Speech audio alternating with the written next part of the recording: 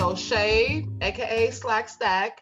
So I am originally from Chicago. I am 28 years old, but I've been in Arizona on and off since 2013. I am a health coordinator right now for one of the larger big corp healthcare companies. Mm-hmm. And I honestly been doing commentary on politics, I want to say about 4 or 5 years now. I just joined the TikTok platform when the whole quarantine thing kicked off. Right, me too. And I was like, even before that, I was like, TikTok, who does that? So the reason why what connected me that I wanted to talk to you is this whole thing that's going on TikTok with, Black people not getting the eyeballs and things. And I wanted to get your opinion on that. And I wanted to talk, to see what your experience is that, because you still maintain funny and sarcastic and political, and which is why we connect. But Yeah. but that's something else that I'm not privy to, because I'm not. That's, you know what I mean. And I just want to talk a little about your experience with that and how you feel about it. There is a lot of competition with Black creators. It's like the unheard. It's the unheard, but we know it's there. I feel the tension, and it's crazy because the positive energy you see gets overshadowed by the negative energy. And when you see that, the repeated comments of how Black I am or how ugly I am, from the Trump people, and that shit doesn't bother me. It never has. That's annoying, man. It's like to the point where I'm at. I don't even care no more. Like the comments I get, the DMs I get, I keep my DMs open. Like I don't care. I don't. And that's another thing. I never let these people phase me, or I never let them see me bothered. So what do you think is next for the year? Like what is it that you want to hopefully kind of message? Well, I've been prepping myself and others. I do have a mentor right now. I have been prepping myself. I'm going to officially announce my run for the state representative seat in the state of Arizona. Yeah. For the Yes. 2022 election? Yes. So I'm happy to help. You have a volunteer. It took me TikTok.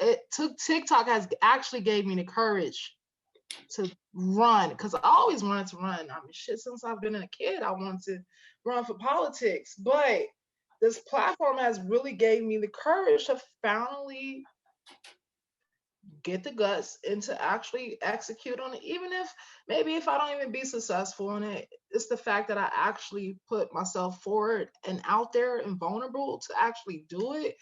And even the requirements in Arizona is like nothing at all. You have to just be a citizen for 2 years in the certain district I want to run in. In Phoenix? Citizen of Arizona for 2 years, a U.S. citizen, I think, for 3 years, and you have to be over the age of 25, and that's it. And you have to get, I think it's like 1,200 signatures to just get on the ballot. So the person that's helping you is in politics also already? Yes, they're in Illinois, so it's a little bit it's a lack. It's a little barrier right now, because I'd rather have somebody in Arizona who's already in politics and who has run. I have reached out to so many other politicians out here, and they're like, no. Well, that's why that guy Ryan, I think he wants to run for something too. He does? Yeah, look him up. It's The Real. Let me make sure. Yeah, I was just on his page. Let me just go to him. I don't know what district he's in. He's married to a Black woman and has 2 kids, and he's awesome. Okay, I'm gonna start watching him now. Yeah, I just followed him. Okay, good. Yeah, so it's gonna be that, or probably I just gotta really. We're gonna we've been analyzing this like month to month basis, because the guy who's here in my district, his name is Ruben. He's like really popular with the Latina community here. So I think that's my disconnect. I have to figure out how can I touch the Latina community, or maybe I need to go to a different district where the more blacks are populated at, which a lot of blacks have been moving here recently, but he has his district locked down. But the thing is, he's been in the same position for like 10, 12 years, and he has not been doing anything to further, I mean, even the Latina group, like nothing hasn't been going on. The school districts are still horrible. Right. I mean, the poverty line here is still bad, and it's like in Scottsdale is like 10 miles away. It's like the second Beverly Hills. Right. It's like, okay, what are you doing? But I mean, if if the actual state house seat is too far fetched at the time, and my mentor thinks it's too far fetched, he did give me a second option to run in Phoenix. I think it was like a budgeting committee chairwoman. So that's, I think that's like 500 signatures. I guess he said if that doesn't work, he just want to at least get my foot in the door, and that will be an attainable goal to actually pursue, to at least get into politics. Then we can go from there, and that's in 2 years as well. Well, So you should use this platform to kind of get signatures, girl. Right. That's the thing. We have like mapped out a timeline that I'm going to actually announce stuff and that I'm going to really run. And it's just, it's the nervousness for me, but I'm going to get there. Good. Well, you know, look, I think everyone who gets really entrenched in it and finds their voice, good things come. Yeah, I'm excited. I feel. I'm excited. He did a survey, and I had got on he has a podcast or whatever in Chicago, and I got basically he sent the survey out to everyone who was listening to the podcast, and he asked them, hey, do you think she has a shot of, do you think she can get in politics? That she's like a type of candidate she would vote for if he was in her district, after they heard my policies and my goals of what I actually want. And it's not far-fetched goals. It got to be something attainable. I'm not saying that. Can you list 3 or 4 of your objectives? Right now, my main goal, I really want to change the schooling system right now in Phoenix. There is a huge disconnect between different zip codes here, and also the Indian reservation.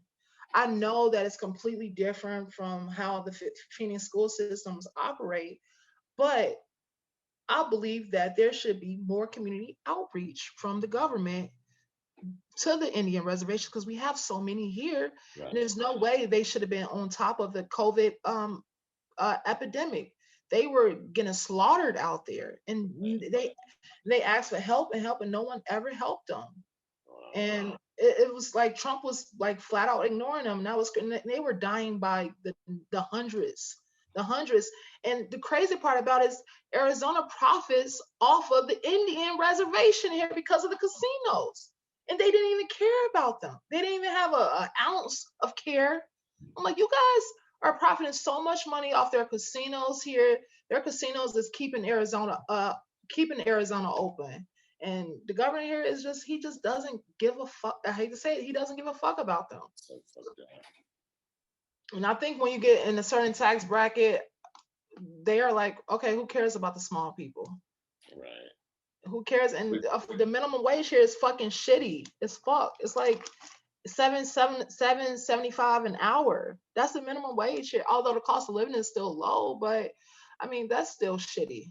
Like, the guy that you would run against if that happens, is he, think he's corrupt by any chance? Can you find anything out on him? And he used to be married to the mayor of Phoenix, although she lost her second bid. They had some type of personal scandal where she was having an affair with one of the judges out here, the Circuit City judges.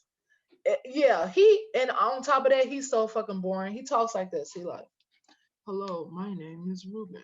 Nice to meet you. I am trying to do this for my community. Like, bro is fucking boring. Like, he doesn't make nothing happen. We definitely need more food banks here. We need more, like, the meth epidemic out here is really fucking ridiculous. Like, people are getting hooked to meth and perk 30s like it's no tomorrow. Like my aunt died last summer, she died in October, and it was potentially from a drug overdose. And we've been, and also that was some bullshit because her body was sitting in the morgue, Phoenix morgue, for 30 days. They didn't want to do an autopsy because they was overworked and overfilled with bodies. If we was getting hit like that in Arizona, where was the help? Why didn't they send like more morticians out here, or like I don't know, where was the state of emergency at? We was getting, they had shelter, shelter her body in a frozen, a refrigerated trailer for 30 days.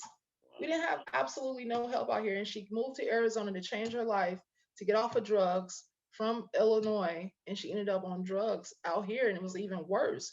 And she just didn't have the resources, she didn't have the help. I tried to help her, but I mean, couldn't afford it, and I can't afford to keep helping her to get help. I mean, we needed more programs out here to help people like that below the poverty line, that they didn't have the financial and resources to get the help. And of course, they family ain't got it, because shit, I ain't have it like that. So it was only so much I could do. So I had to make light of, laugh at the situation, but I mean, I am not Bill Gates. I couldn't keep helping her, and but if the programs were there, I think she will still be alive today. Yeah, well, I wish you luck with that. I can help in any which way. Let me know. Absolutely. And I saw you make a comment like more people, like crazy people like me, need to run. Come on, do it. What are you doing? Let's get you on the ballot too. They love you. They want people like us. But I live in West Hollywood, which is like such a prissy, gay, annoying, everything that I don't like about gay community is right here around me. The politicians here are very, it's like the fussy kind of gays, you know what I mean? I don't know if that makes any sense. Are they different from you?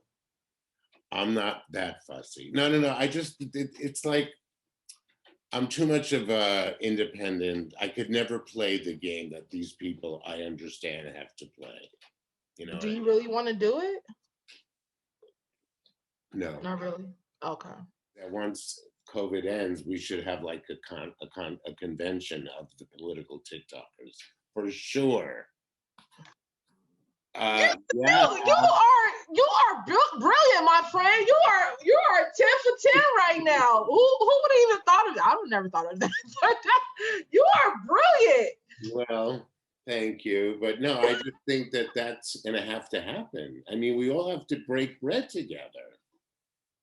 I mean, hello. That would be so emotional for me. Oh my gosh. Anyway, it's been a joy. Thank you so much, and I hope you have a good evening. Say hello to your partner for me. I sure will. Have a good night. I will, honey bunch.